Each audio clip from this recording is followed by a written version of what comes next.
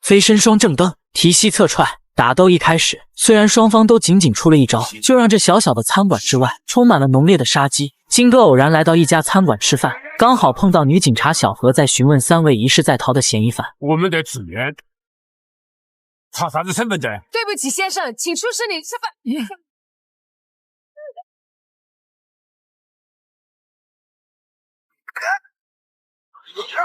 金哥虽然蹬开了匪徒，但同时也被另外一名匪徒踹了。此3人正是目前在逃的通缉犯，赫赫有名的东南亚悍匪3兄弟。刚刚出腿的正是匪首光哥，能在背身吃面的同时注意到背后的攻击并做出反应。光哥这一脚已然暴露了他深不可测的实力，而更让金哥担心的是，还有一名悍匪还纹丝未动。接下来的战斗注定是一场恶战。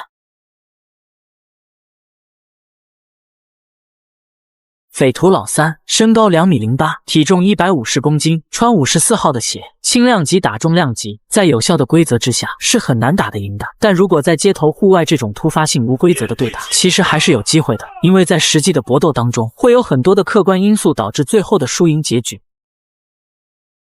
斯巴达之踢，这可不是简单的正蹬腿。斯巴达之踢来源于古希腊搏击术，这一脚利用了脚跟、脚踝、小腿的力量联动，最大能产生900公斤的冲击力。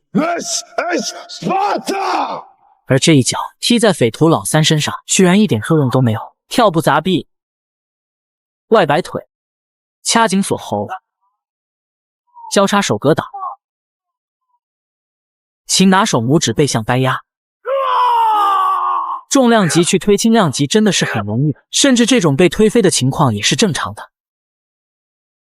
蹬杆借力飞身蹬，膝顶，重拳击打面门，金哥3招连贯，击倒了匪徒老三。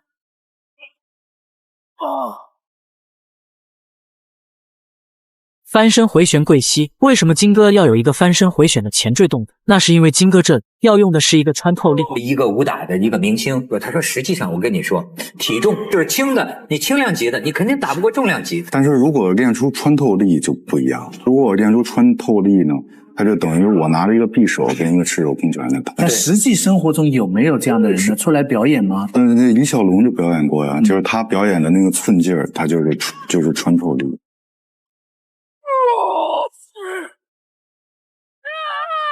重拳击胸，悍匪老二毫无一点怜香惜玉，出手就是必杀。注意看小何的左手，已经准备拿起地板上的胡椒粉自卫。胡椒粉一出，瞬间让本场打斗起了个小高潮。在胡椒粉的辅助下，女警察小何可以有效的牵制住匪徒老二，而金哥可以更加毫无顾忌的应对大跃步上桌，顺势一字马侧摔。这里匪徒大个肉眼可见的劣势就是不够灵活。空中4连踢，低跃式翻滚躲避，空中720转身踢。这几个动作我们可以清楚地感知到威亚的存在。我们在影视中所看到的这种凌空动作，大多数是在威亚的辅助下完成的，但是这并不代表这个动作演员做不到。有时候吊威亚实际上是为了保护对手演员，在威亚的帮助下，能够更加有效地减轻在对手身上产生的力量。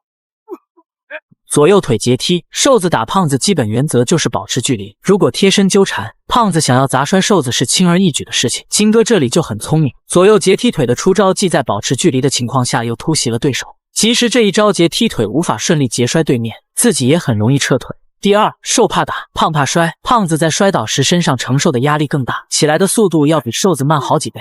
金哥利用这中间的时机差距，直接箍紧压制大。而此时一旁的女警察小已经顶不住了，怀中抱妹杀。抱妹杀是一招使用强大力量环抱对方腰部，挤压对方腰部的残忍招式。正当小何即将被抱杀的危机时刻，金哥气开匪徒老三，一个转身后低摆重击老二脖窝，膝跪后脑勺。这一下和刚刚跪膝攻击老二的招式如出一辙。后脑干所在部位直接连接脊椎，脊椎神经支配人类运动，较大的击打力量会对脑干造成破坏，造成晕厥、瘫痪或死亡。这也是很多擂台比赛不允许击打后脑勺的原因。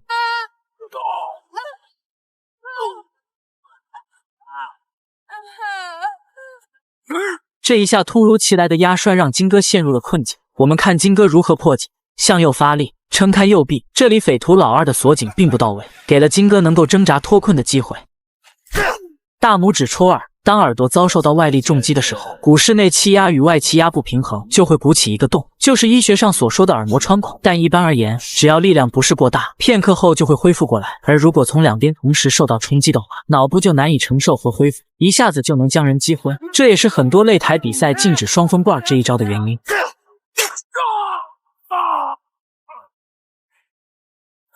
右高边，这里应该是大个子的力量太大了，拍房的时候直接把金哥拍得转了半圈。面对如此悬殊的体量差距，用吴京本人的话说，就像一个12岁的小孩在和大人打。2.08米的一个巨人，150公斤，然后他的拳头可以挡住我的脸，他的鞋是54号，就是一脚就是可以就把我这全给盖住了，这么大的一个距离。跟他打就是跟我一个说的是，就一个12岁的孩子。跟一个成年人在打架，就是那种感觉。正踢腿爆头，侧上踢击耳，金哥终于解决掉了2个人，而匪首光哥此时也刚好吃完面了。面对疾风